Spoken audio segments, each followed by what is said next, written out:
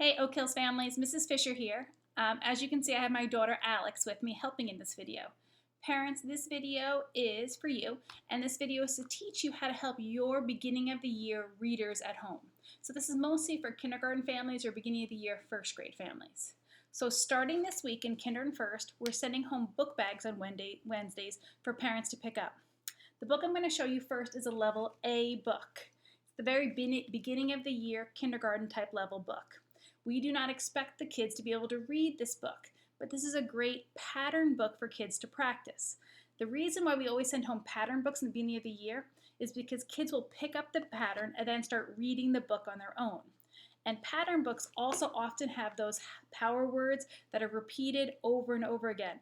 The, is, love, like.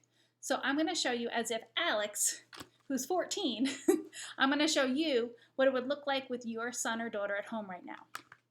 Okay, so Alex, we're going to read the book Frog Food. Take a look and point at the title for me, Frog Food. Say it with me, Frog Food. Good. I'm going to read the first couple of pages to you. Now, parents, you can see it's a pattern book. I like bugs. I like bugs. I like bugs. Over and over again. So typically, after you read the first couple of pages, the kids can pick up the pattern and read on their own. Now, this type of book, a level A or level B book, we want them to finger point under each word. Make sure it's under and not on top of. And by finger pointing under each word, the more they practice it, then they eventually memorize these words. I like bugs. I like bugs. So I'm going to read Alex the first couple of pages, finger pointing, and then I'm going to have her take over as if she's one of your kids at home. So Alex, let's read the first couple pages together. Watch me point as I point under the words. I like bugs on pancakes. You try. I like bugs on pancakes. And if you look at this picture, you'll see that the frog has a whole bunch of pancakes in front of him. I'm going to do the next one too. Ready? I like bugs on popcorn. Your turn. I like bugs on popcorn. Nice job. Now your turn. You're going to start it, and the beginning is I like bugs, and I want you to put your finger under each word as you're reading it. Go ahead. I like bugs on soup. Excellent. Do the next page for me. I like bugs on bread. Now, let's just say on this page she makes a mistake. Whenever a kid makes a mistake, have them go back to the beginning. But first, she's going to make a mistake on the word pizza. And let's say she says pie instead of pizza. So, Alex, say pie instead of pizza as your finger pointing. Go ahead. I like bugs on pie. Oh, let's take a look at that word.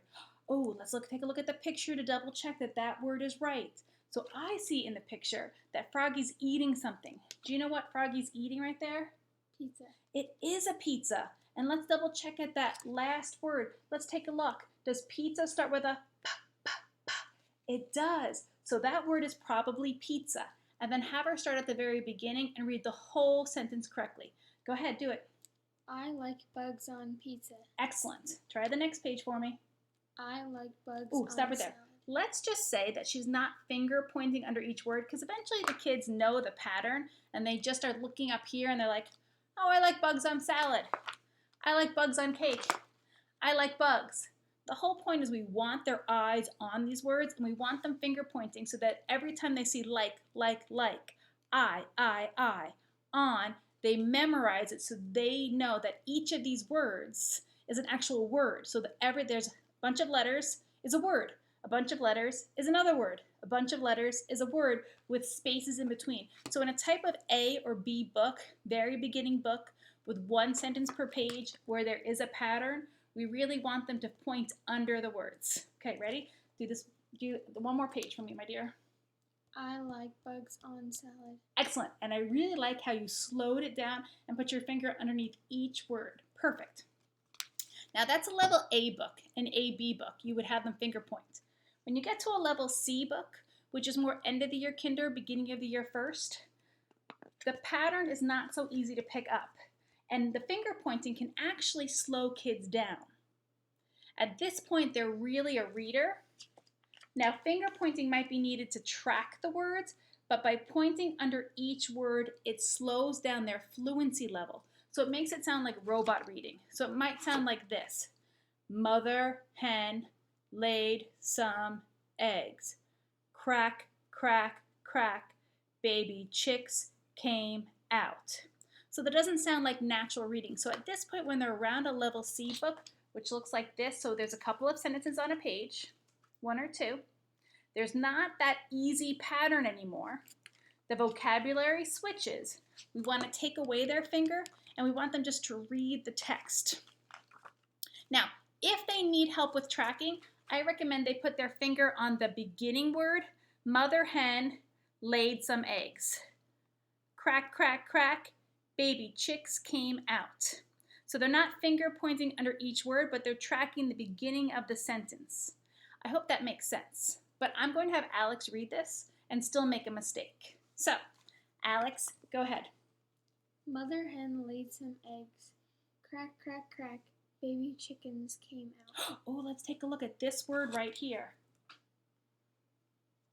This is the word she said wrong. Crack, crack, crack, baby chickens came out. That kind of looks like chickens, but let's take a look at that word. And at this point, if there is an error, break apart the word into smaller chunks to see if they can figure out. So Alex read the word chicks wrong. So I'm going to cover up the S, and I'm going to have her read the base word. So let's take a look. What sound does CH make? What sound does I make? I. Oh, it actually says eh. What sound does it make? Eh. Sound it out for me. Ch, eh, chick. And now add the S. Chicks. Good. Crack, crack, crack, baby chicks came out. Your turn.